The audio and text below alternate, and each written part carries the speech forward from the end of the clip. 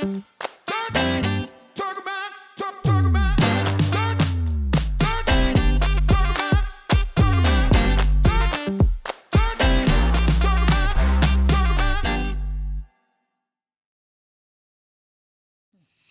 welcome to APJ, Ask Pastor Jay. Last time, Jay, we did this was about 6 months ago, and we did it live in front of an audience. It was back in July, and we listed a whole bunch of questions that people had submitted and to find out what you have to say on various things. And so you brought popcorn and all kinds of fun. I did. I also had a T-shirt. I did not wear my T-shirt today. Well, that's true, you did. My Ask Pastor Jay T-shirt. Maybe we'll get this gentleman a T-shirt for next time. That'd be fun. This guy is Tony. Welcome, Tony. Thank you. Tell us about yourself, Tony. Well, I don't have any theological credentials like you gentlemen. I get to be the everyman and ask the questions that other people want to know and see what this is like, right? Because you got Pastor Doug, Pastor Jay. You guys are supposed to have the answers. And I get to ask the questions because I don't have the answers. I loved the Ask Pastor Jay that was live. I thought it was really, really informative. I thought it was great to see the relationship that you guys have, because a lot of times people don't get to see that. They see Doug lead worship and they see you preach. And you do a great job after service, talking with the people, meet and greet, all those things. But the only other time is like the new member seminar and pizza with the pastors. Yeah. And so when you guys asked me if I'd be part of this, I was actually honored to do it. And I think it's going to be a lot of fun because I feel very fortunate to be able to spend a lot of time here at church, whether that's helping in Nexus or Awana or kids ministries or whatever else y'all ask me to do. But I get to see a different side of you than a lot of other people get to see. And I think this is going to be a lot of fun to be able to have those conversations and let other people see what actually happens with the pastors and the staff at church. You were raised Greek Orthodox. I was, yeah. Tell us briefly how you and Kelly, because it's kind of an interesting, spontaneous story, how you started coming here. Yeah, so I was raised Greek Orthodox, and for me what that meant was I didn't understand anything that was happening at the service. I just knew that I was supposed to go when my parents told me I was supposed to go. It was sporadic. It was all in Greek. I don't speak Greek. My dad is Greek. My mom is an American woman, and so it was like watching Star Wars without subtitles, right? Like I knew when to stand, I knew when to sit, and that's what it was. And for as little as we went, I didn't really even understand what was going on. And so we knew who Jesus was. We celebrated Easter. We saw him on the cross. We had all those things, but there was never an explanation to me about, having a relationship with Jesus and really knowing what he did, other than watching the old Jesus of Nazareth 7-hour or 7-day miniseries. That was my Bible teaching, was that show. And so we kind of fell far from church, but I would say not necessarily far from God. God was still we had a connection there. Like we never felt like I don't want to be in this church or at a church. It was never like I have to go to this thing. But there was no relationship there. And so fast forward. We were not going to church. We got married. We've actually been married twice now so far because we were living in sin because we didn't know Jesus. I bought a house, and instead of Kelly paying rent, she moved in with me. We knew we were going to get married, and so we were living there. And then when we wanted to get married, the priest came over, the Orthodox priest, and he said, what's your address? And she told him her address, and they looked at me and said, what's your address? And I told him my address, and it was the same address. And he was like, oh, we can't do that. So you guys have 2 or 3 choices. You can either move up the wedding day, one of you can move out, or you can go get married in the courthouse. We tried finding a fourth solution was we'll find a different priest. And that didn't work. And so what we did is we got married in the courthouse first, and then we kept living in our house, and then we had our wedding. And, at that time, I didn't get it. I thought it was stupid. But now I get it, because now I understand the reasoning behind it. And that's why it's important to be in the Word and go to a church, right? So how'd you get saved? Well, So then we had our son, and we had our son. Everything was fine, whatever. I'll fast forward to that. So about 13 years ago, we were on vacation with my parents in Florida. And my mom developed this horrible cough, and we all knew it was something bad. It wasn't going to be good.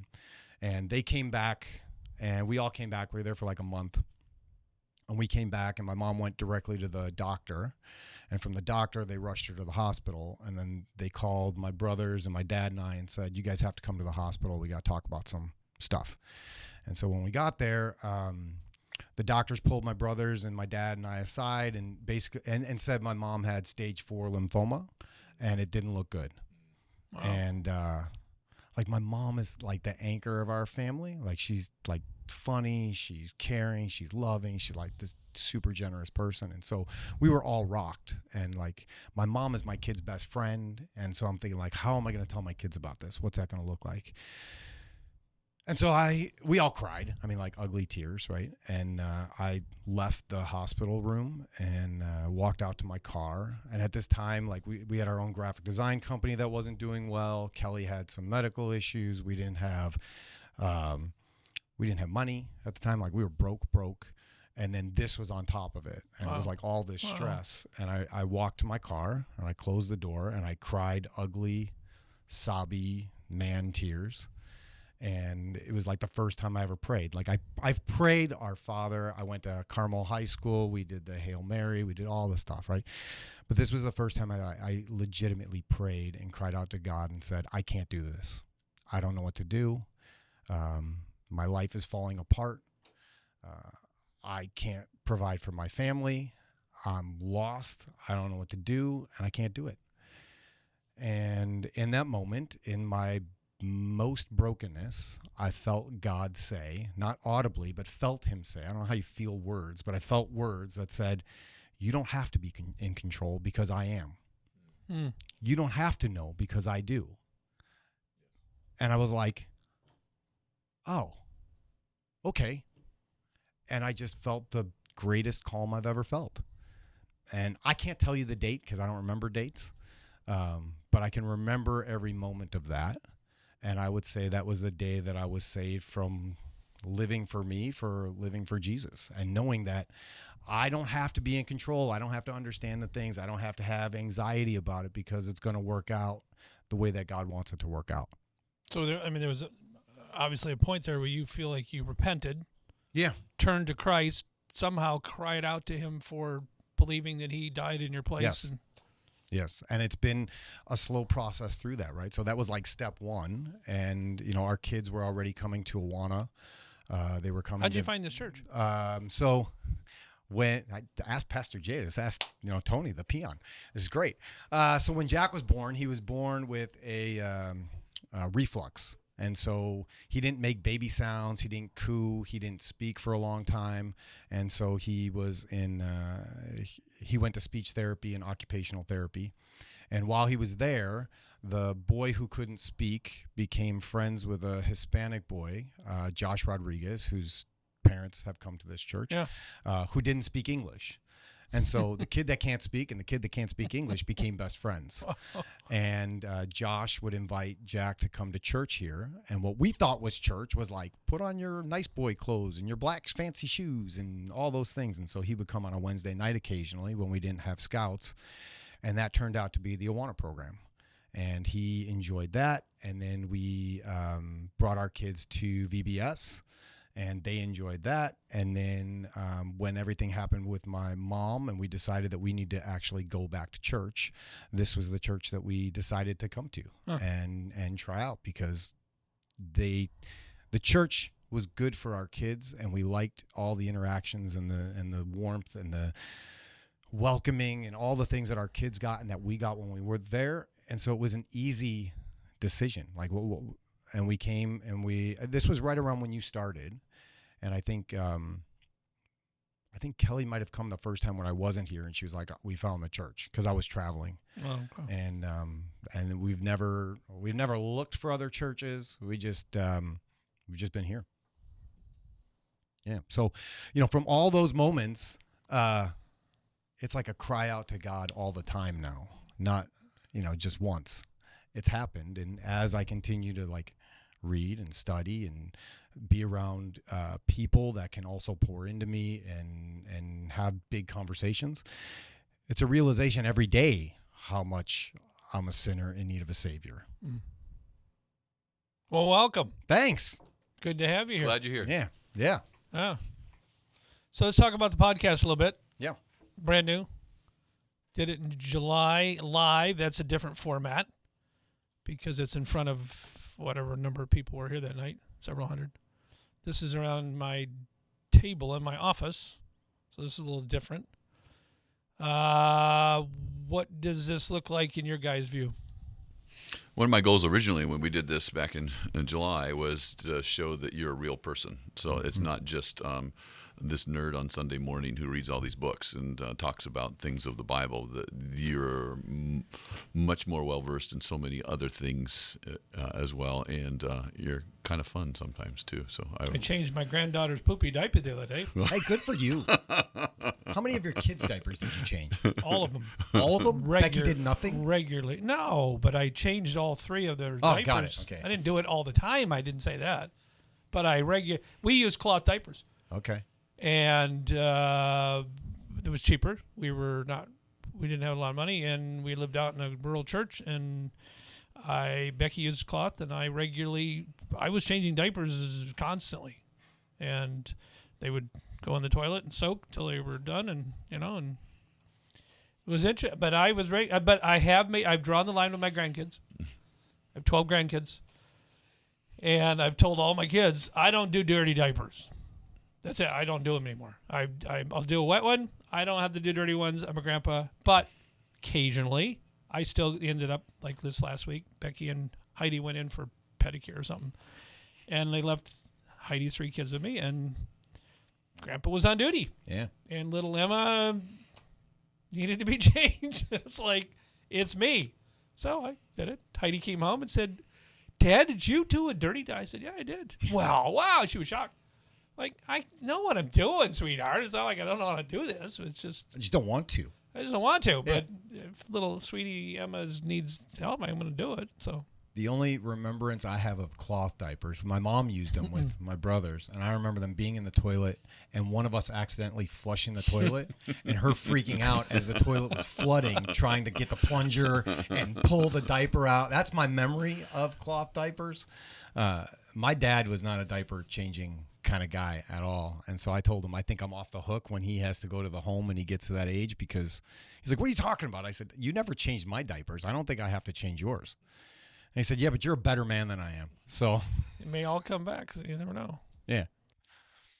I think when we're talking about the purpose of the podcast, there were a ton of questions that came in, right? Like my wife Kelly is the communications director here, so she saw all the questions. You have all the questions, and there's a lot of questions that people in the community have that they don't know how to get answered all the time, right? Like you can put it in Chat GPT, or you can put it on and try Google AI, and you can try all those things.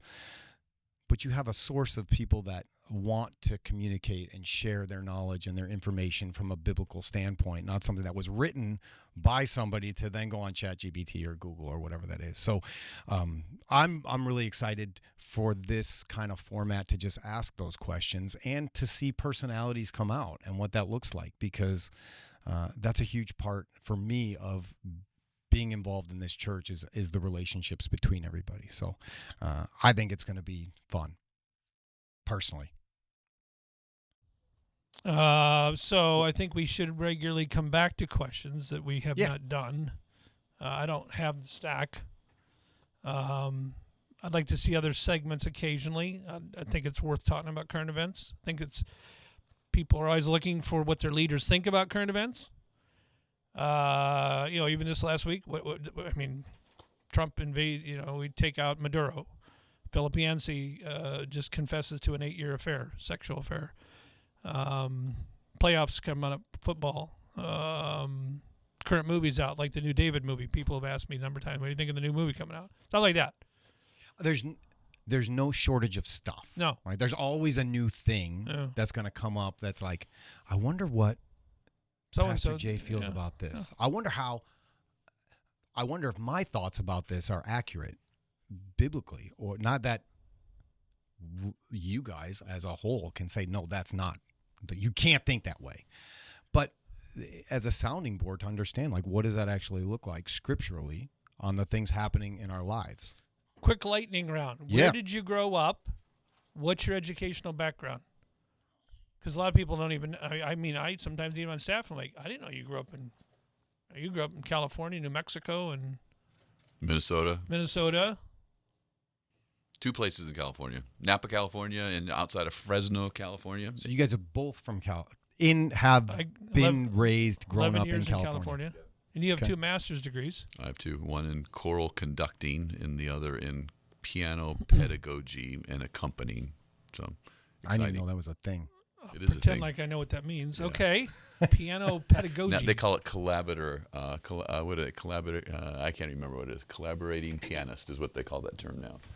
I used to call it accompanist, but All I know is when you get on the piano, it's phenomenal. oh, you're kind. I took piano lessons from my wife is a piano teacher and a vocal teacher.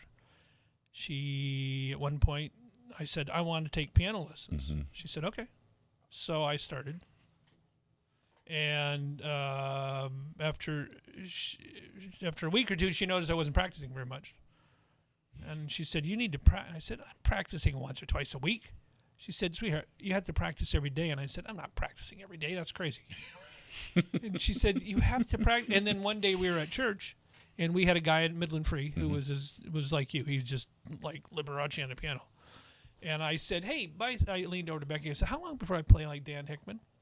She said, the rate you're practicing? Probably 30 years, or something. I said, I quit.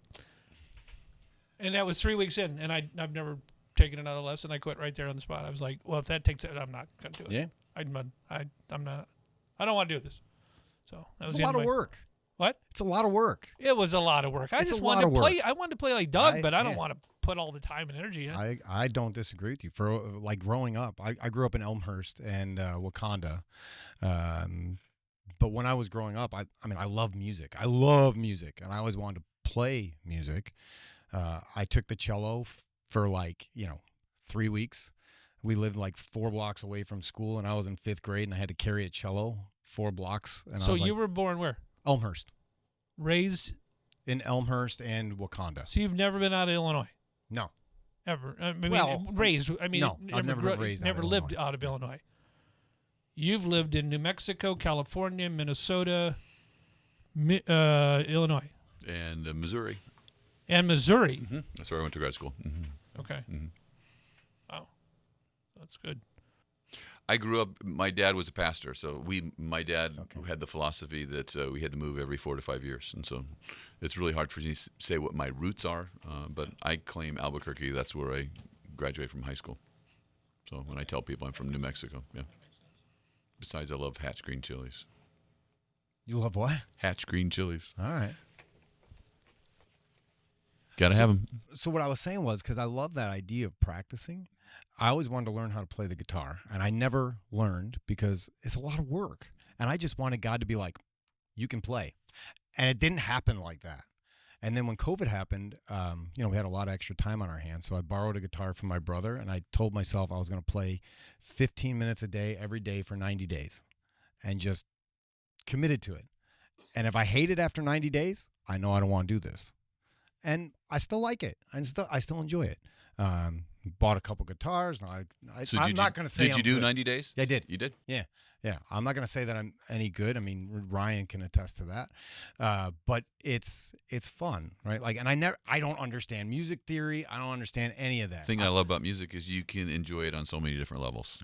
You could be on the nerd level, or I just like rock music, or what whatever. I wanted to do was be able to play worship music at home by myself and just sit on the front That's great. porch and do that. That's great. So one of the things, when you said practice, it reminds me. So my brother, he's never going to listen to this. My brother, he believes in God, but he doesn't go to church, and he doesn't think he has to at all. And he says, Tony, you don't listen. I'm a Christian. And I said, okay, how does that work for you, right? You don't go to church. You don't read the Bible. You don't do those things. How do you do that? And I said, you call yourself a golfer. You spend a lot of time at the driving range and a lot of time at the golf course and a lot of time practicing and buying new clubs. because what does that do for you? Like, it helps you learn the fundamentals and all the things about what that is. And like, you have to practice the Christian faith, right? Would you agree with that? Yeah, I'm asking you. Yeah. Oh, yeah, of course. I mean, it's easy to say you believe in God. Yeah. Muslims believe in God. Mormons believe in God. Jehovah's Witnesses believe in God. Lots of people believe in God. That's not what makes a person a Christian. You have to be born again. If you're truly born again, you will desire the fellowship of a local church. And if you don't get into a local church, you could technically be saved, perhaps, but you're going to drift and lots of things are going to happen. Most of them are going to be bad. So critical. So I was born in Michigan. Yep. 1960. And raised, I moved to California when I was 2 months old. And my dad started a company out there. And I lived in California for 11 years. Grew up out there until I was in sixth or seventh grade. And then we moved. My dad got tired of Southern California. It became crazy. But his company did extremely well. They issued an IPO in stock. He and a couple buddies, and they all became millionaires in stock. At 35, he said, I'm done, cashed out, took his money, moved back to Michigan where his roots are, and bought a motel up in northern Michigan. Said, I'm going to do this now. So I moved from Southern California to northern Michigan when I was about 11 or 12. Cried for the first year. And then I did. And then loved it. And it was the best decision he ever made for our family. It was like buying a family farm. We all had to pitch in around the motel. I did trash and rented rooms and made beds and shoveled and snowblowed, and it was the greatest decision. Then I've lived in Illinois. Lived in Illinois because I went to college in Michigan, seminary in Chicago, and then did an internship in Boulder, Colorado. After I met my to-be wife, we got married in Boulder, Colorado. First church in Minnesota for 3 years. Second church back in Michigan for 23 years. That's how my wife became a Lions fan, because she was a Broncos fan, but she converted. Now, didn't we have a conversation about how you can't do that? She still likes the Broncos. But she became all of her. If you go in her closet today and look at all her paraphernalia, it's all Lions gear. She even recently bought a Lions sweatshirt on her own online. She's like, "Look at this new Lions sweatshirt; it's really cool." So all of her stuff, she's a Lions fan. She's all in. My kids are all Lions fans. My grandkids are all Detroit Lions fans because I'm a Michigan native. All my grandparents, great-grandparents, and great-great-grandparents were all buried within 30 miles of my last church. So my heritage in Michigan goes back well over 100, 150 years. So I have to be a Detroit Lions fan. I don't have any choice. I think you're my favorite person from Michigan. I'm probably the only person you know from. No, I know a lot of people from Michigan. Oh. Yeah, we do a lot of work with people in Michigan. Oh, okay. There's more. I'm just saying, I like you. Oh, you're fun. Thank you. And we moved here 13 years ago. And this is the healthiest church I've ever been in. Our last church in Michigan, we went there, I was 5 years old. Grew from 90 to 1,600. And it was a wild, fun, crazy, maddening, nutso ride. It was interesting, wild. When God called us here 13 years ago, this has been the best, healthiest congregation, continues to be the healthiest, most vibrant church Becky and I have ever been in, and we love it here. When you say healthy church, what does that look like? Unity of elders, unity of staff, theological soundness. There's a sense of God that God shows up when the people show up. There's a sense of evangelism. There's a sense of a big thing is the nursery. Are there young families coming? Are there nurseries full? Are there teens being attracted, teenagers? We had to open up a whole new nursery last summer because we had like 16 new babies that were born in our congregation. Be fruitful and multiply. Yeah. It is. If you see, that's one sign of health. Yeah. Expectancy when people come in the door. People growing, getting converted, numbers of baptism. It's not just metrics, but it's there's a sense that God is at work and God is present in that congregation, both when they're gathered and scattered, and you sense it here. And you hear just people talk about it. You just start hearing people talk about, wow, I just met God, I heard about God, I feel God. You see about marriage, you hear marriages getting healed, and you hear community groups are multiplying, and our youth ministry is exploding, and our kids ministries is going nutso. We're hiring a second youth pastor, and those are all vital signs. Not any one of them means something, but when you start looking at the whole, it's like something's going on there. Yeah. And it continues. It's not just a blip. Yeah. And it's not just a blip of numbers. Health is not necessarily growth in numbers, but there is a depthness and an unusual sweetness of community here. Lots of things grow that aren't healthy. Tumors grow, goiters grow.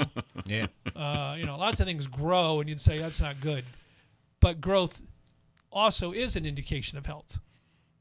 Healthy things do grow. They may not always grow in size, but there's other kinds of growth. They keep growing in different ways, or there's death. And Doug, how long have you been at the church?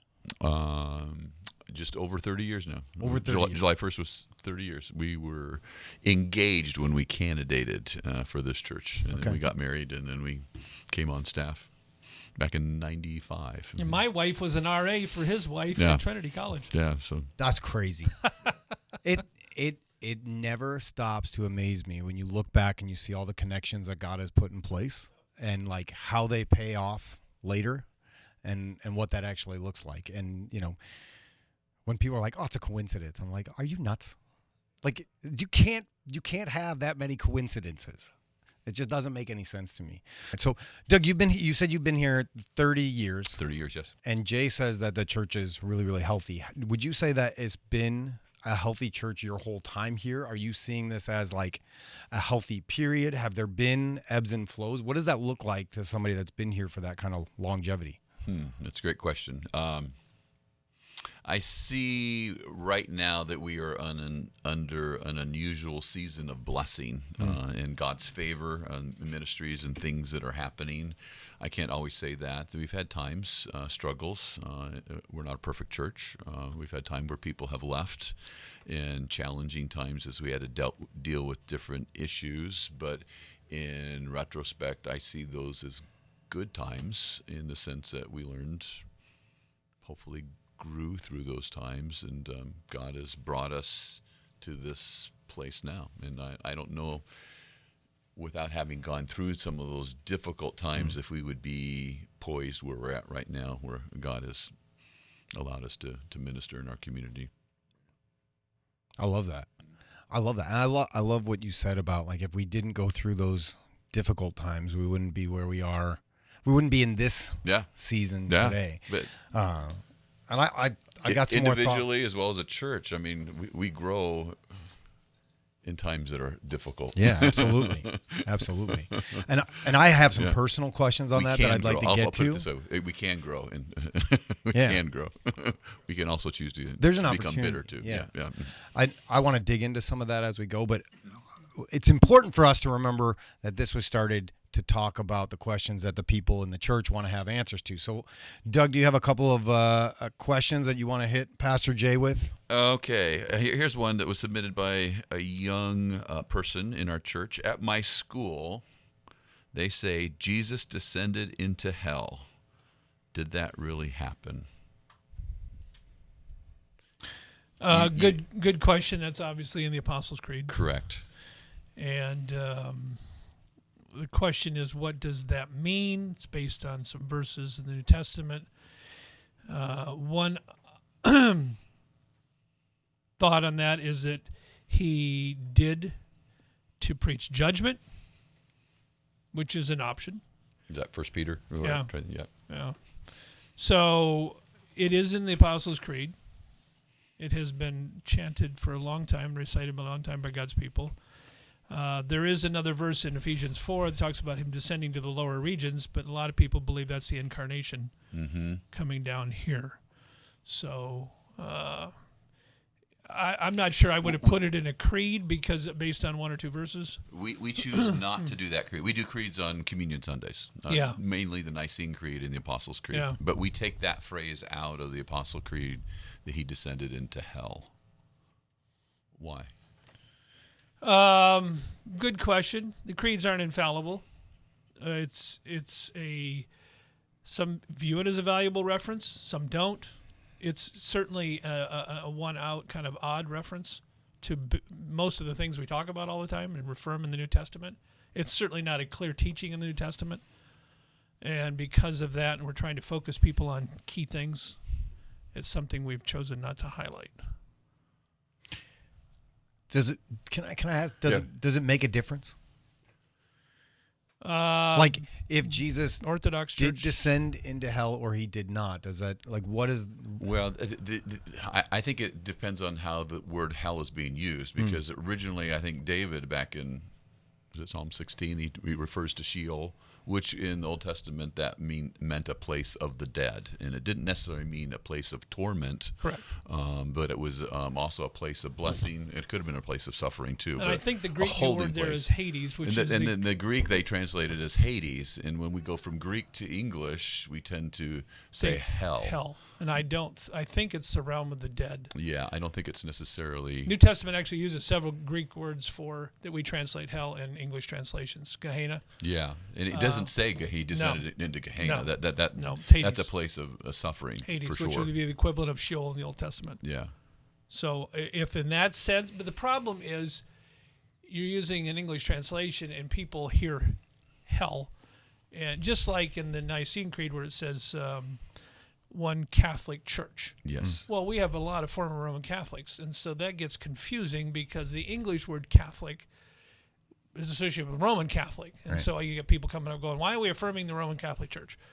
Well, we're not. It's a small c. Well, what does it mean? Well, it means universal. So we've changed it to we just put the word universal up. Well, we say Christian. We say Christian church. Yeah, One Christian church. Yeah, and then it's a lot more. Oh, and so it goes back to translation. If you miscommunicate, no matter how literal you are, you're not translating faithfully, and that's why you have to always look at how is it being heard. Right. And if it's being heard and misinterpreted, you do need to pick probably a different word.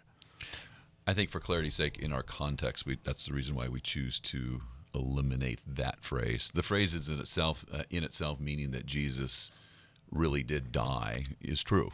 Yeah. Yeah. So but we say that in the phrase right before where he was crucified, dead, and buried. That is part of the creed. But I think the creed further emphasizes that he descended into hell, just meaning that he really died. He did, and he may have gone to the realm of the dead to announce some kind of victory. Mm-hmm. It looks like that may be true in 1 Peter. It would almost take a sermon to explain that, and just saying it in a phrase, he descended into hell in English, is confusing to me. I think to most people. Yeah, I've had people, when we first started doing the creed, express their concern. My Jesus did not go to hell. Yeah. So that's why. So if it said Jesus descended to the realm of the dead, would that be an honest statement, seeing as if he was dead for 3 days? I think it's probably more in line with what Peter has emphasized. Certainly early rabbinical thought that he, especially Second Temple Judaism and early Christian thought, there's no doubt that many taught that he descended to the realm of the dead to announce his victory after his resurrection. Yeah. How do you put all that into one phrase like in the Apostles' Creed and not miscommunicate? I'm not sure it's worth trying to. And that's what I was asking. How does that really matter? Right? No, it doesn't. When you have the resurrection is the key. Resurrection and ascension. That's what's emphasized in the New Testament over and over again. Yeah. I think that's what you camp on. Why take some obscure phrase and make it? And it's interesting. Why would the early church choose to do that? And they clearly felt it was important. There's important theological truth in it. I'm not sure I would put it in a creed that's only so long, and you're trying to hit the mountain peaks. Well, is it possible that in that time frame, that word only meant that thing, And then now we take words and we make them mean whatever we want them to mean, and we twist the definition. So, like, it could have been crystal clear when the creed was written. Could have been. And now we're here and we're like, well, what does that mean? This word means this. This word means that. Like, what is that? How do you put all those things together when what once was super clear is now like mud? It was, and remember, it was written in Greek. Yeah. Greek is more technical than English. If you took a continuum of Greek, English, and Hebrew, Hebrew is the least technical, has the least vocabulary. English is in the middle. Greek is over further. So you got 4 words for love in Greek. You've got multiple words for hell in Greek that we just translate as hell, or do we just translate as love? Greek is more precise as a language, and English is more general. Yeah. Hebrew even less so.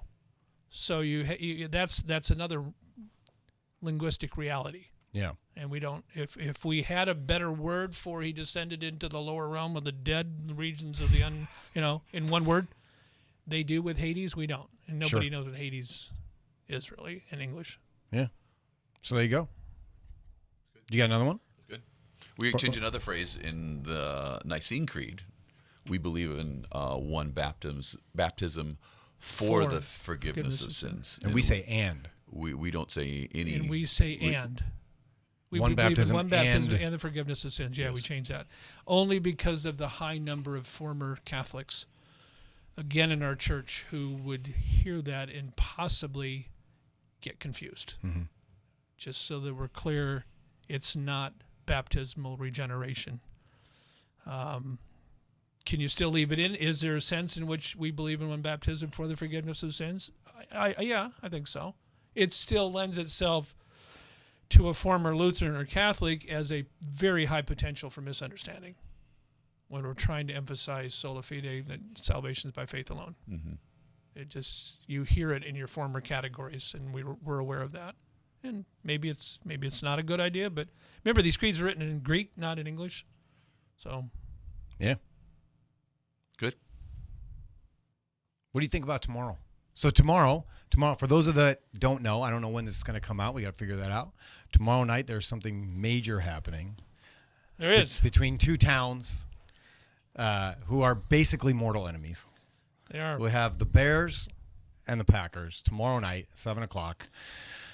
And this will probably be aired after that. What's interesting? So you're going to be a prophet, or you're going to be wrong. Well, there you go. That'll be interesting.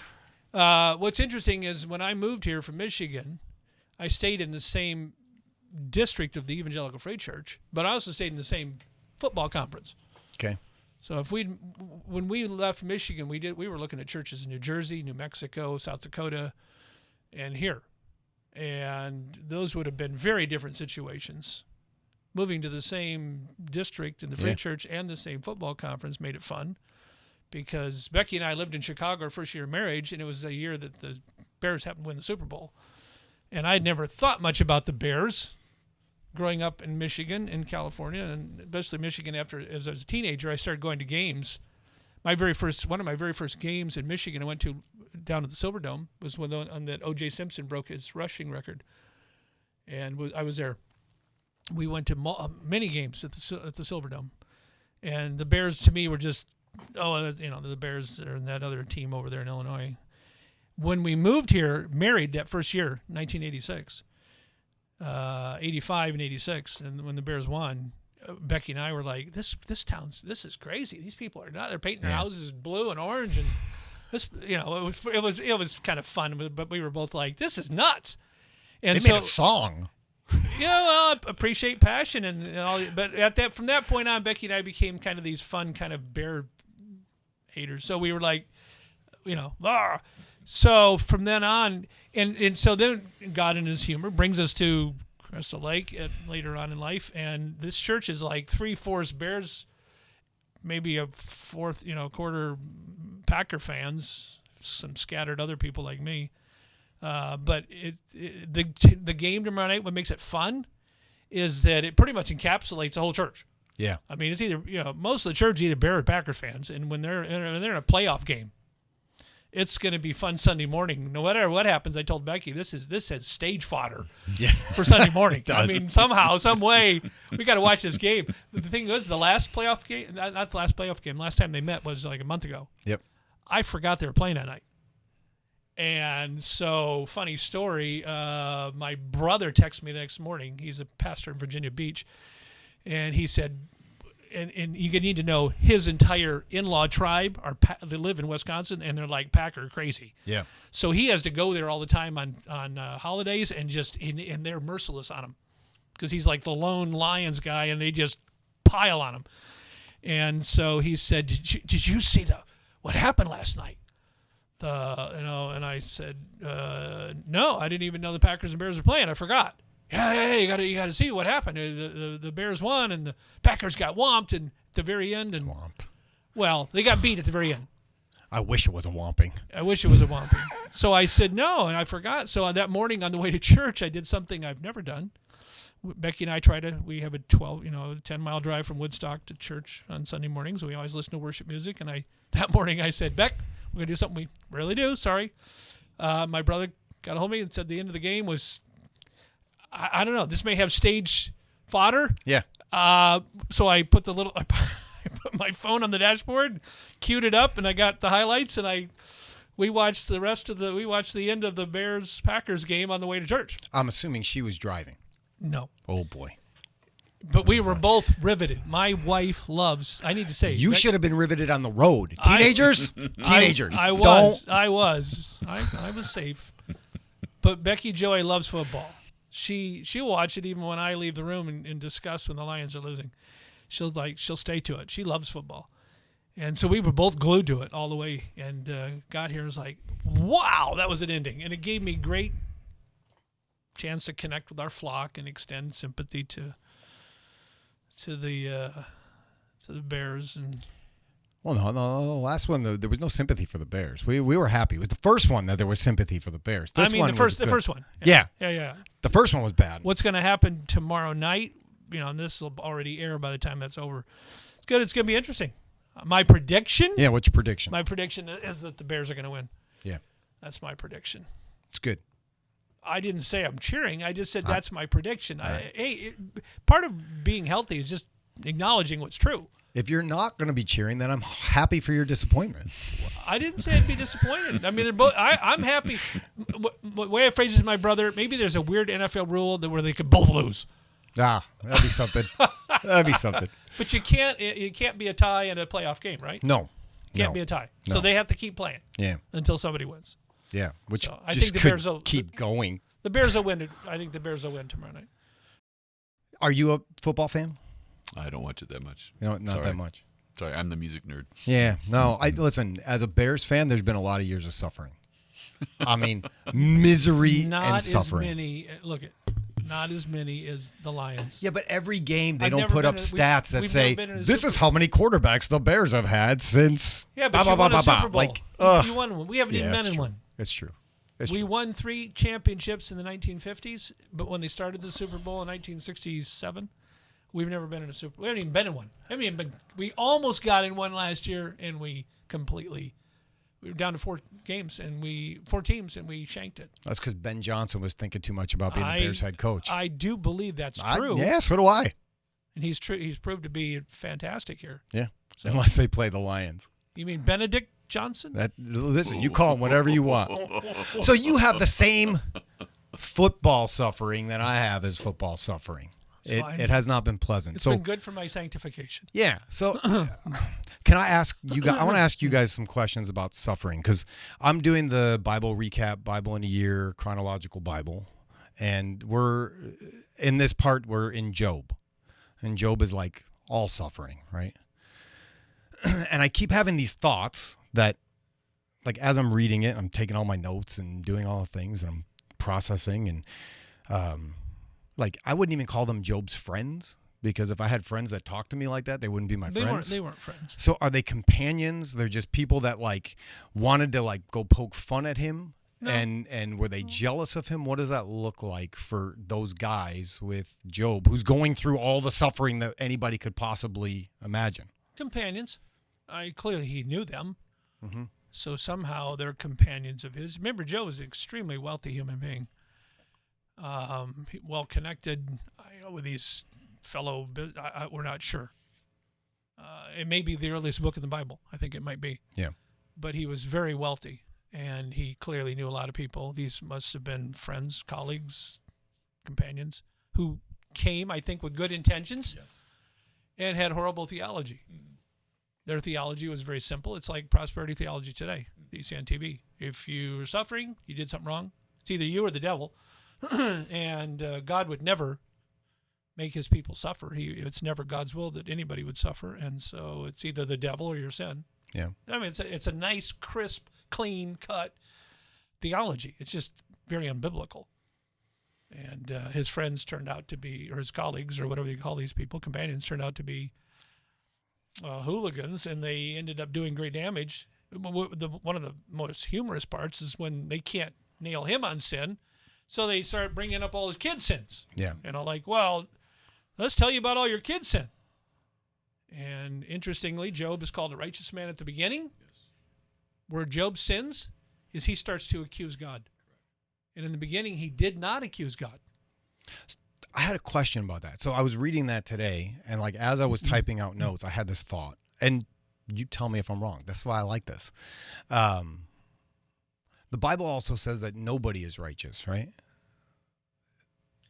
It's a different use of the word righteous. Okay, so my thought was, and I don't want to be Job's companion, but is there a chance that some of the things that they're saying about Job are true, just like we're all sinners, but we're only made righteous through the blood of Jesus, that God already sees him that way because of his faith. Like Abraham's faith was credited to him.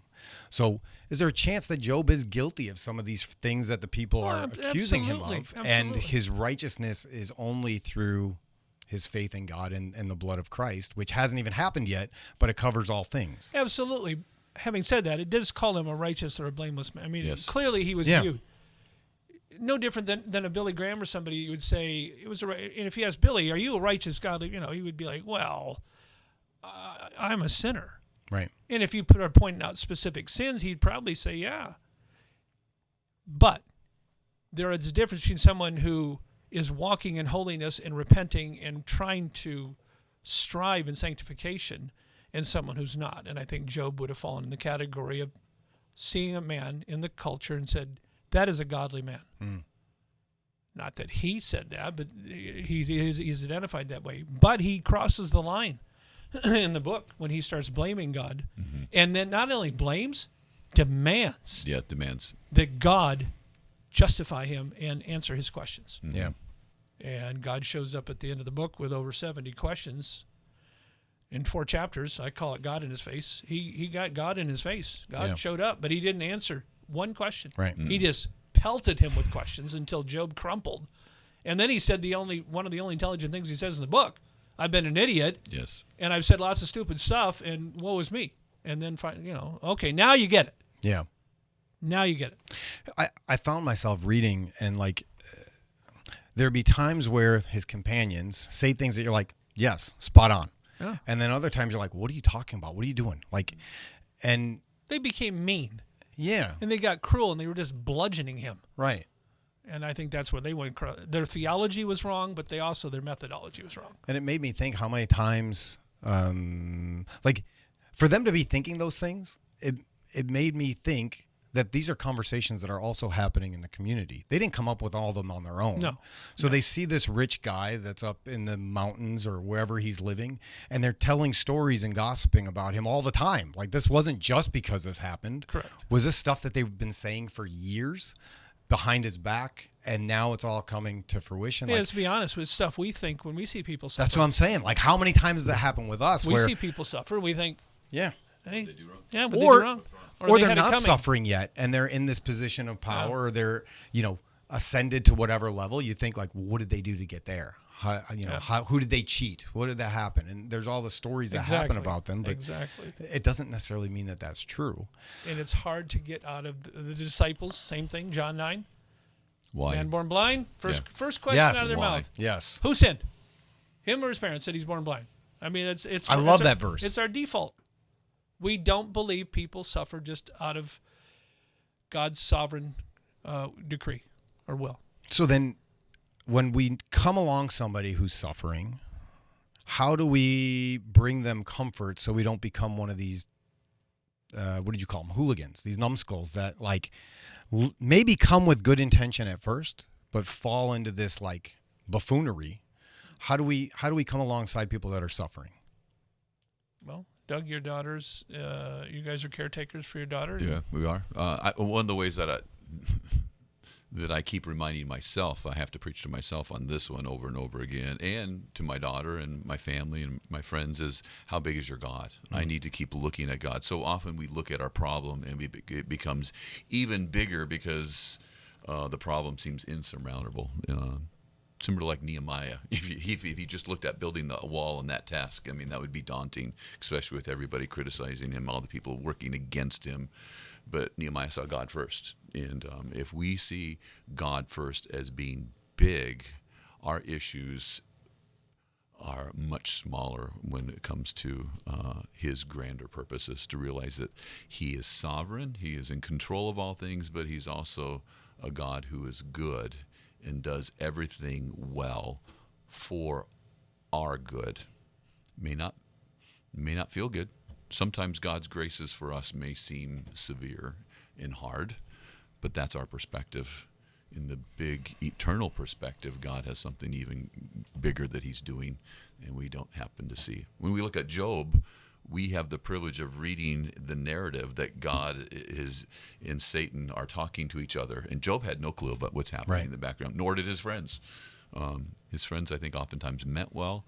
They said stupid things. And sometimes when we're going through hard times, we have to realize that some of our friends do love us. They may not love us in the way that we want to be loved at the moment. But that's okay. We have to realize that maybe they are trying to help us. I need a bigger view of God. I when think I face these things. Mm-hmm. Doug nails it. Quick story. Last weekend I preached on the story of the Bible. Mm-hmm. God's passion for his glory among all the nations, for his fame and our salvation. Talked to an individual after one of the services who's struggling with depression, anxiety. You might think that's the last sermon that would be helpful, and that individual left and told me that they went to afterwards went home and wrote out all the verses that I had brought up in the sermon and said they had a fantastic afternoon because it just lifted their gaze away from their problems. And they spent the afternoon on that Sabbath writing down all those verses and just looking at them, being reminded who God was. And they said by the time they were done after a couple hours, it absolutely changed for that afternoon, completely changed their perspective. Yeah. And they were filled with hope and fresh courage. And that is why one of the worst things you can do when you're struggling with anxiety and depression is just read lots of devotional literature or introspective literature. What you need is theology and doctrine. And what you need is a good dose and reminder of who God is. And that's what sustains the soul and the mind and the heart. Absolutely. I think what's hard for me sometimes is quiet is hard for me. I know you're going to find that hard to believe. And so sometimes when I'm sitting with somebody, I like to have like just dialogue going. And when Pastor Ron was going through everything with his family last year, I would go over and spend some time with him and bring a pizza or whatever, and we would just sit. And sometimes it was just sitting. It wasn't much talking. And while I was sitting there, I would think, man, what else can I do? Like, how do I entertain him? How do I be there for him? How do I serve him better? How do I do these things? Like, how do I get a conversation going that'll take his mind off of things or lead him in something else? And what does that look like? And because I'm a doer by nature, I just want to get things done. And you're an extrovert. Yeah, I am. Yeah. Massively. Yeah. Doug, Yeah. What are you? No, I'm naturally more introverted. Okay. Mm-hmm. And so I enjoy being by myself. When Ron was going through all those things, I would call him and say, what do you need? What do you need me to do? Like, what can I do for you? And he said, you came here and sat with me. That's all I needed. Oh. Mm-hmm.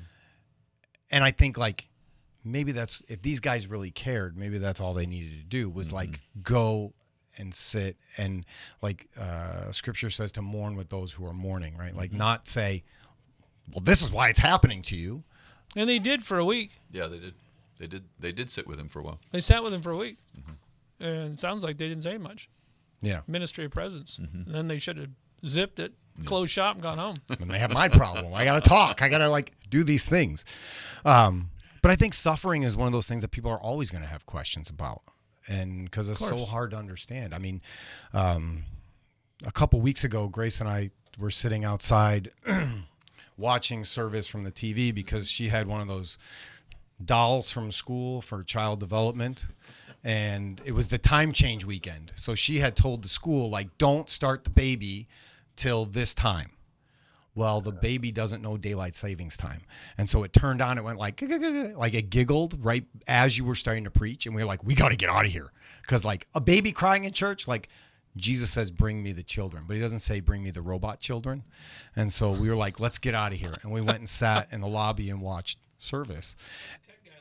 And I was beyond moved watching you and Lisa. So, you know, the way that you were caring for Caitlin and how patient and calm and generous and humble, and you didn't care about any of the other distractions around you. You were just like focused on the health and the well-being of your daughter in that situation.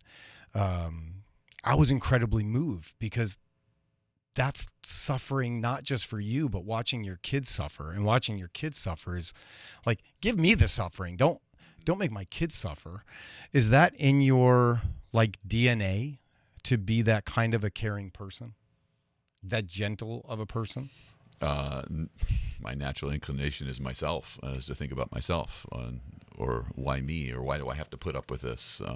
No, I mean, that's something that God gives you graces as you walk through that, as you trust him.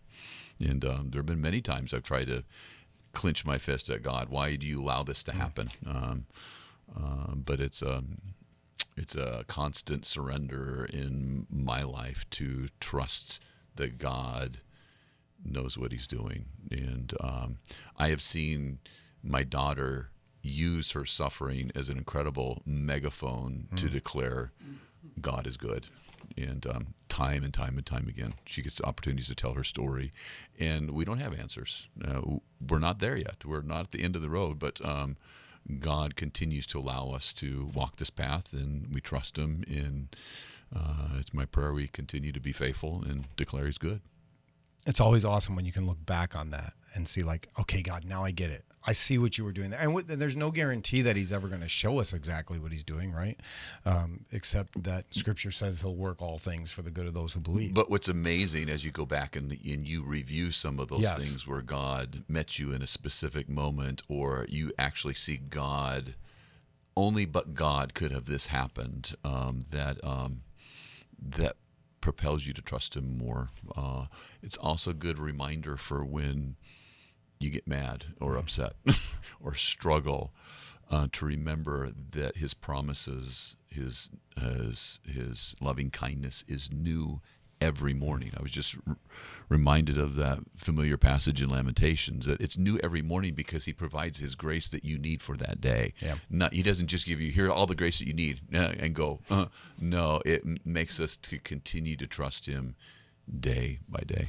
And so that's, it's awesome to be able to look back on. Like, I'm glad that you asked me about my story, because like when Jack is born and he's got issues and he's in the NICU and you're frustrated, and Kelly lost a lot of blood, she can't even go see him in the NICU. All these things are happening. You're like, why? And then you look back and you're like, oh, so that Jack could go to speech therapy, so he could meet Josh, so that they could have the Awana experience, so that we could find this church, so that all of these things can happen. God, why would you give my mom lymphoma? Well, because nothing else I was doing was getting your attention. So now I have your attention, right? Like, I feel like sometimes God's like, hey. And it just keeps getting more violent to get your attention because he loves us that much. And if we go, oh, I see what you want now, right? You're calling me. That's great. And then you finally submit to him calling you. That's such power, but it's usually only after you experience it that you look backwards and go, now I get it. I see it. It's been my experience. But you were incredibly inspirational for me in that moment, and seeing a father look after their child at any age, and how like your child's not just your child till they're like, 16, 17. Your child is your child forever. Mm-hmm. And like it was a picture, you're preaching. No, you weren't there that weekend. Were you? No, I can't remember. I was distracted. I'm not going to lie. There were people talking in the background. There was like all kinds of stuff happening. But my picture was of a loving father caring for their child no matter what. And, grieving over the pain of their child and what that looks like and how God must have felt with Jesus on the cross. Like, that's not a pleasure to watch his son and everything that he's got to go through. So whatever you were preaching about, I got more out of the sermon that I was getting over here without any words that day. You got another fun question for Jay? Did Adam have a belly button? There's a shift. I assume, and I really don't care. Okay, here's another one. We won't do that one. I would think he does. Yeah. Because, I'm guessing people are running around without their shirts on. And God wouldn't want him to be like, everybody's going, where's your belly button? You weirdo. What's going on there? And Next. God knew that he was going to make us that way. I mean, but God did create man fully mature. He didn't evolve. He didn't create a baby and then it grew. Sure. But so there was certainly was a moment where Adam, real age, would have been 5 minutes old. Parent age, 30, 40 years old. I mean, he clearly was not created as an infant rolling around screaming and. So here's a different question. We'll move to a different one. If this is what was submitted to, if the pastoral staff were a group of animals, oh boy, what would they be and why? So I'll take the 4 pastors here. Pastor Doug would be a golden lab retriever. I told you that. Yeah. And I found that to be true over the years. Faithful, loyal, kind, loving, fun. I mean, just Pastor Ron. What would Pastor Ron be? Well, this will be interesting. Pastor Ron would be a platypus. A platypus. ooh, Yeah, I think Ron would be platypus. like that. Interesting, very unique, fun to watch, interesting to interact with. I would say he was a platypus. It's like a Swiss Army knife of animals. Yeah, just very interesting, unique, one of a kind. Yes, absolutely. Pastor Gabe. Pastor Gabe would be, I think, probably a panda bear. A panda. Why panda? Just interesting, fun, seems jolly and just joyful and kind of thing you want to go and hug. Yeah. Me? I don't know. What would you? I mean, I throw that to you guys. I don't know. I haven't really thought about that. You haven't given that any thought? No, I'm not really. No. Did you ever watch Ted Lasso? Have you watched that show? No. It's one of my favorite shows for like leadership reasons and different things. But there's a part where Ted Lasso, the coach, walks up to the star player who's like really cocky and arrogant. And he basically asks him, would you rather be a lion or something else? I can't remember. I wish I remembered. And he just looks at me and goes, why would I want to be anything other than me? Like, huh? And he's like, you have no idea how profound that answer is. Like, it's so good. I don't know. Man, what would you be? I didn't know this question was coming today. I would have thought about it. The best question. I didn't know he was going to put it back on. Yeah. I can. My podcast. I can. You can do whatever you want. Yeah. So, what kind of animal am I, guys? I'm going to say an eagle, simply because you're a visionary and you fly high all the time. And I don't mean that as a pun, but you are always thinking big picture. And so I would just say, and eagle has a keen eyesight. You can see far off. So I'll throw it that way. All right. Not a bald eagle yet. So. Did you know that bald eagles don't actually make the bald eagle sound that they do in movies and TV shows? They actually use a hawk sound for the bald eagle sound because a bald eagle sounds more like a turkey, and that's not intimidating. I'm not saying you sound like a turkey. No, but I heard a great joke about this. The guy was shot an osprey, and he got caught by the Department of Natural Resources, and they said, "Sir, you can't. That's illegal. I mean, that's a massive fine. You're in trouble." The rest of them. He said, "What'd you do with it?" He said, "I ate it." Oh, wow.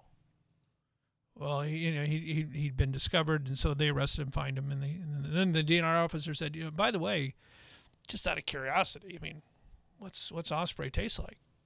The guy said, "Tastes a little like bald eagle."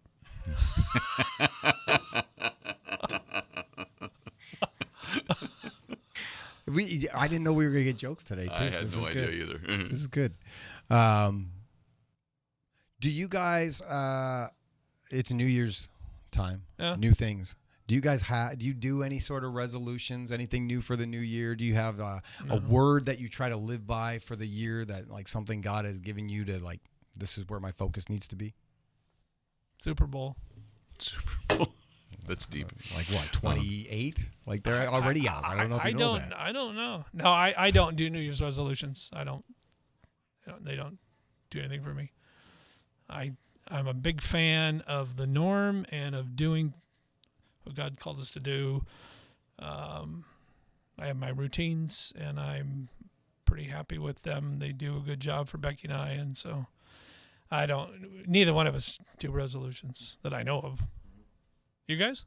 My wife and I, our anniversary is the 31st of December. Yeah. And so we typically, it's rare that we can celebrate on our anniversary, especially when our kids were little, because we could never find a babysitter. That's true. Yeah, but the whole world celebrated with us. But we typically get together on a date around our anniversary, and we talk about things that we'd like to do together, whether it's reading or maybe save for this project, or what are some things spiritually we want to encourage each other with. So we will have a serious conversation that way, but we don't really do resolutions. Yeah, just more of a regroup of Yeah. like a refocusing. Yeah. You on guys the do year. resolutions? No, I don't really do resolutions. I usually try to have a word that I want to focus on for the year. At the Nexus summer retreat, Ron had everybody get a rock and write one word, basically a one-word prayer of what we were hoping God would give us for, he said, the school year, but for that time period. Yeah. And at that point, it was clarity, because there's so much fog in my life sometimes to just have clarity. And this year, I'm going to focus on intentionality and not living in autopilot. Great. So, yeah. Books. I am reading a book called, what is it called? Essential Reformed Systematic Theology by Joel Beeke. Well, it's a condensation of his 4 volumes. That's into right. one. This condensation is about 1,000 pages. So, yeah. But actually, I'm really enjoying it. I've done Grudem twice, but I'm really enjoying this. Beeke is a good theologian. I'm doing this just for my personal study. Normally, I don't read that heavy for fun, but this is for fun because I'm preparing for an ordination council coming up here. Oh, I've heard about that. He and Pastor Ron both are being ordained shortly. Ordination councils are rare, a lot of fun to go, be part of, unless you're the guy being ordained. I was going to say, it's kind of 3 hours of stump to chump. It's not so 15 seconds. Joel Beeke is who? President of Reform Seminary in Grand Rapids, Puritan Michigan. Reform Puritan Seminary, Reform, yeah. Yeah, we were just at their bookstore as a pastoral field trip, and we bought a lot of books. Fantastic bookstore. Yeah. Best bookstore in GR. Yeah, all 4 of us bought a lot of books. We did. My to-be-read stack is quite high right now. But right, a lot of those fun readings are on hold because of this in my life. What are you reading? Right now, Stand Firm and Act Like a Man by Pastor Joby Martin out of Church of 1122. I never heard of him. I never heard of the church. You should have, because I sent title. you some links, so you're just not looking at the You text can't I sent believe you. how much stuff people send me. No, I know, but I'm listen to. special. I'm special. You are, buddy. Sure. But it's good. You know, Ben Ackert and I spend a lot of time with youth, and we do scabs here on you guys Sundays, do an incredible job. and we spend a lot of time with boys and that. Like, are they men? Are they not men? Area. I have a son who's 19 years old, and just understanding what that looks like. One of the things the book talks about is there's no rite of passage for boys into men now. And so what does that look like? And it's very, very, very heavily scripture based. It's a really good book. I'm enjoying it. So what are you? Yeah. What do you? What are you not reading? What am I not reading? I'm joking. Because you're reading everything. No, that's not true. I'm currently reading Plato's Republic. It's a slow slog I'm going through, but I've decided. I was a philosophy minor in college, and I never read the whole thing. Very interesting. What makes a just society? And the whole book, there's no chapters. I didn't quite realize it's just one 350-page dialogue. So it's a little hard to get, but it is very interesting. Some of his theories on marriage and parenting are just strange and bizarre. What makes him strange and bizarre? He didn't believe in monogamy. Marriages would be communal group events, and there was to be rallies for ritual mating, and then you would only certain, very much into eugenics. Only certain people were allowed to breed, and then once the kids were born, they would be taken away from the biological parents and raised by the state because the experts know. I mean, it sounds like a lot of so weird 1984 stuff, yeah. But you turn them over to the experts, they raise them. So I'm reading Amy Coney Barrett's new book, our Supreme Court Justice, Listening to the Law, which is just kind of a popular level overview of the Supreme Court, how she got on, how it works. It's very, very interesting. Becky and I are reading out loud together right now, Anne of Green Gables. And I've been reading it out loud to her for the last couple of months. She does dishes at night, and I read out loud. Do you do voices? No. Come on. I don't. I mean, you can't read out loud and not do voices. I don't do voices. That's the best thing about books on tape. Kelly and I went to Texas and we got Harry Potter. This was years ago. We got Harry Potter on tape because we were driving there. No voices. Not all voices. Oh, yeah. It's amazing. Well, and it's one guy doing all the voices. Of course. I think. Yeah, but I'm not a professional reader. When are you guys reading next? We just finished Farmer Boy. No. When are you reading Anne of Green Gables next? Like, when's your next sit-down reading session? Oh, I don't know. Whenever we eat next meal, and I do dishes. She does dishes. I think that you should pick 3 characters and do voices for her. I don't do voices. And just surprise her. She's going to look at you like, what? Where did it may? Listen, I think it'd be... We're also reading through Anne of Green... not Anne of Green... Little House on the Prairie. So we've done a couple of those. Those are good. And really enjoying that. And then I just... book that Pastor Ron recommended on asking good questions, how most of us don't ask good questions. We don't even ask questions. Most of us just talk about ourselves and can't wait to finish talking about ourselves and wait till the other person shuts up so we can talk more about ourselves. And it was a book on how to ask better questions, and he said it really helped him with his son, with Logan. And I thought, and so I bought it, InterVarsity Press. Guy's a professional question asker. There's such a thing. But apparently, yeah. And so that one is really proving to be interesting. And then on Audible, Becky and I just finished Bill O'Reilly's book, Confronting Evil, which is fantastic. We just finished an autobiography on Philip Yancey, which sadly realized he was writing while he was committing adultery over his 8-year affair that was just exposed, which is really tragic to hear about. And I'm listening to one right now, Eric Metaxas' book, 7 Men. It's really interesting. With the Philip Yancey thing, it's never good. No. Right. Do you think it's one of those? I mean, is it one of those situations where you throw the baby out with the bathwater? Like, I mean, he wrote all these books, he did all these things. That doesn't all go away because of his sin. No. That's a great question because you had the same issue with Bill Hybels, Ravi Zacharias, Stephen Lawson. You have musicians who fall away and have a fall. And Sandy Patty, what do you do? You still listen to their music? I have a hard time enjoying reading and or listening to somebody that I know has fallen into disgrace. Doesn't mean I don't. I threw away some of my Bill Hybels stuff that to me was more at the core of who he was. Thought, I'm not sure I want to read him on that topic based on what I know now. But I've kept some.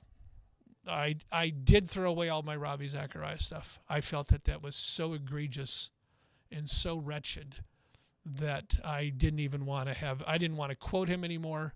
I don't want to even allude to him anymore. I don't want to recommend his stuff. And that one I cleansed. Stephen Lawson, I did keep a bunch of his stuff because it was He wrote biographies, and I liked a lot of the stuff I read. Yancey will be interesting. I have a number of his books. I've read a number of his books. I appreciate him. I will say Becky and I were riveted listening to his autobiography on Audible recently. It was one of the books we both said we did Ron Howard, his autobiography, and then we did Philip Yancey's, and we read Melania out loud. Talk about three very different people. And you didn't do the accent with that one either? No. I didn't do my Slovenian accent. I've been in Slovenia. I've been in her country. It's a beautiful country. But I read that out loud. It's sad. She is a very self-absorbed secular person, very pro-abortion, over the top pro-abortion. Very sad to read. I was very disappointed in that. I'm not surprised. I mean, Donald Trump, Melania, they're not Christians by any means. They don't even pretend to be.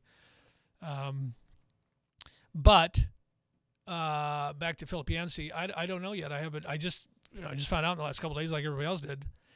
It was fascinating finishing his autobiography. We both thoroughly, I would say it was one of the books we enjoyed the most in the last year on Audible. It connected so many dots in the evangelical world. You know, you hear that, I didn't know he knew him, and that makes sense, and it made sense of him. I've always been kind of this love-hate relationship with his books. His theology has always been kind of squishy to me, and kind of there's an edge to it, and kind of a snarkiness towards the local church. And when we heard his story, it all made sense finally to us, because Becky and I have both read his stuff for several decades, and we both kept saying that makes so much sense now of that particular book, or that particular book, or that particular quirkiness in his theology. He was raised in a very abusive home, and his dad died when his dad was only like 30 of polio, and his mom raised him and his brother, and his mom was, for lack of a better phrase, she was psycho. She would quote scripture and be a Bible teacher, and then come home and beat them and be abusive and foul and wretched. And he grew up with this just psychotic mom who was just a nasty human being, and it really left a lot of damage on him and his brother. So it gave us a lot of, and we just finished that in the last month or so, and then this broke. And heartbroken. Yeah. I don't know. I probably won't throw his books away, but it made sense of the story, but it doesn't excuse an 8-year adulterous affair means a lot of lying. Mm-hmm. Yeah, absolutely. I mean, when his wife starts thinking through, he was lying on this vacation, and he was lying at this Christmas, and he was lying on this holiday, and who was he in touch with?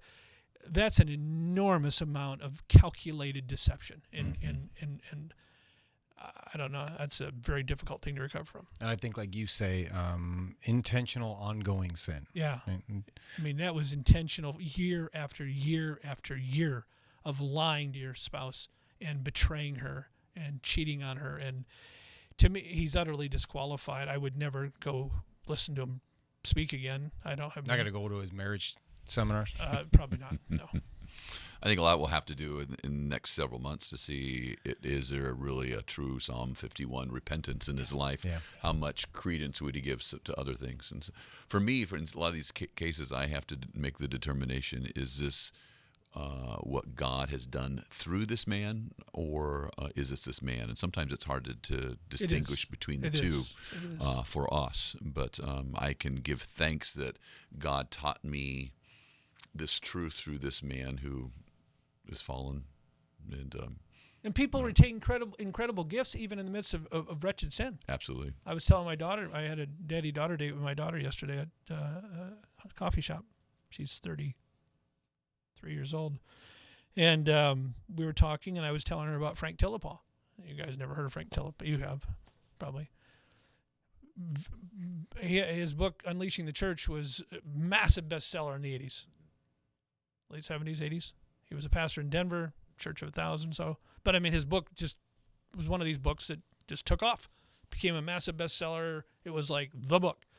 And he spoke at a district conference for the Free Church. And my dad was on the district board at the time, and I was in Michigan pastoring, and I came over, and my dad and I went to the district conference, spent the weekend together, and Frank Tillepaugh was the keynote speaker. It was a Free Church district conference.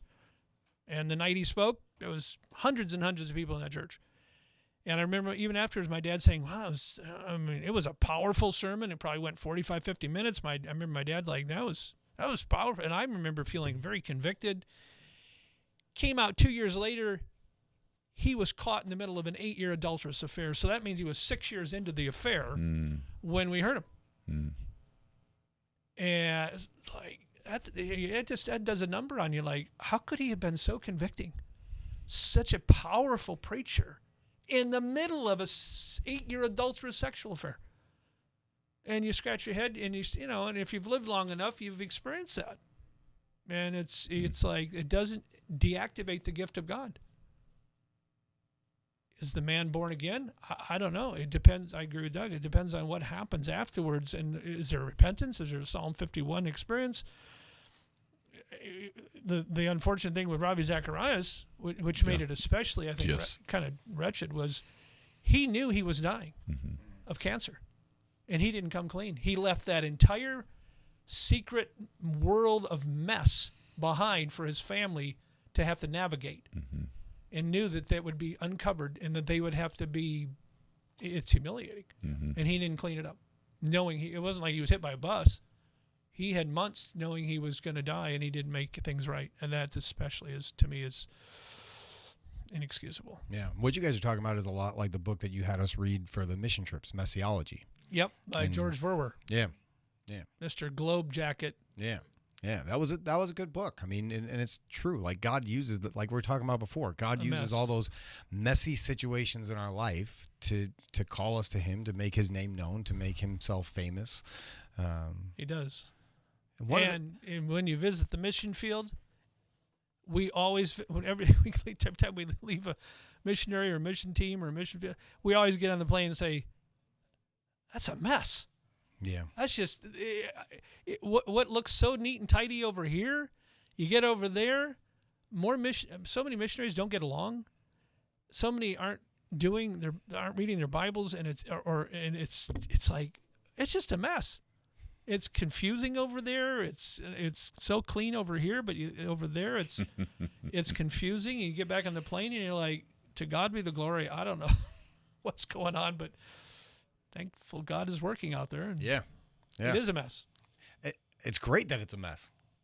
It gives hope to like the messy people. Yes. God uses us in spite of us. Yeah. That's a great summary. Yeah. He does. He uses us in spite of us. Yeah. I have to go to work at some point, and so I think this was an awesome first round of Ask Pastor Jay. It was good. I hope that the people listening to it enjoy it, and if they have questions, if they have thoughts, if they have suggestions, ideas, verses that they want us to discuss, please submit those to the church. EFCCL.org. Lightning round. Sure. Favorite movie and or television series you tend to be a default for you, or you liked or go to, or that gives insight to people. So sure. Favorite movie is Braveheart, and my favorite TV show, like I said before, right now is Ted Lasso. Lord of the Rings. Okay, Absolutely. All three. Well, Okay. it's one story. Yeah. Tolkien meant it as one story. I know he did, but I mean, some people like one part of the. I'm a fan of the book more than the movie. Of course, of course. Is there a TV series you default to every so often? TV series. Star Trek. Star Wars. Star Wars. But that's not They've TV series. ruined it, haven't they? Well, oh it's my gosh. That's a whole other conversation. 4 through 6. I mean, that's. Yeah. I was there for the premiere weekend. I mean, I still have fond memories. I blogged on it years ago, and we blogged. Trying to remember the title of my blog: Star Wars, Jesus in Banana Cream Pie. I had a college mentor who took me to the premiere of Star Wars. I fell in love with Star Wars, but he taught me to love Jesus, and he also bought me dessert after the movie, banana cream pie a la mode. Cool. It's amazing what a favorite movie. I would say Back to the Future and also Sound of Music are two of my favorite movies of all time. And television series, the ones Beck and I are actually on our third time through. Longmire on Netflix. Okay. It's about a Wyoming sheriff, and we're 6 seasons, and we're completing it for the third time. It's our default because it's just great. Do you find you pick things out of it as you're watching it, like things you didn't notice before, or it's just this we know what's going to happen. There's no. And I would say, what about Bob and Groundhog Day? We quote more lines out of those two movies, and they make more sense out of life. Our whole our extended family are always using lines out of those movies, and we know exactly what we're saying. Is anybody? And it's like, and we even know the line before the person brings it up. I used one of them recently over Christmas. We had a whole bunch of people in our house, and it was just like, wow. And my favorite line out of Chevy Chase's Christmas Vacation is when he's getting ready to go outdoors for a minute, and it's just chaotic in the house, and he says to his wife, I'm going to just go out and I'll be back in after the season's over. And Becky, before I even say it, during Christmas time when it was just chaotic, I said, I need to go take the trash. And she said, you'll be back in when the season's over. And I said, yeah. So it's true. It's true. The season is long, but it's good. It's good to be with people. Good to be with people. And it's good to be quiet. And I'm a massive introvert, so I need large doses of quiet. Well, thank you guys. I think this was great. Will you pray for us and the people listening and watching? I would love to. Father, thank you. Thank you for the gift of conversation. Thank you for the gift of the church. Yes. And community. Yes. And what the church, a good church, means to the people involved. How tragic to think of people who are suffering, who are lonely, who are going through life and hit crisis and don't have a group, don't have a place to turn. I thank you for this church. I thank you for our elder board. I thank you for our staff. I thank you for committed volunteers like Tony, who are so involved with our youth here. And thank you for he and Kelly, Jack and Grace. Thank you for this time. Pray that this podcast would be helpful and fun and interesting, but also biblical and challenging and encouraging. Yes. Thank you, Father, for what you're doing through the health of this church and the health of other gospel preaching churches in our area. Pray for them, for great blessing on them. And we commit all of this to you very thankfully and joyfully in Jesus' good name. Amen. Amen. Thank you, guys.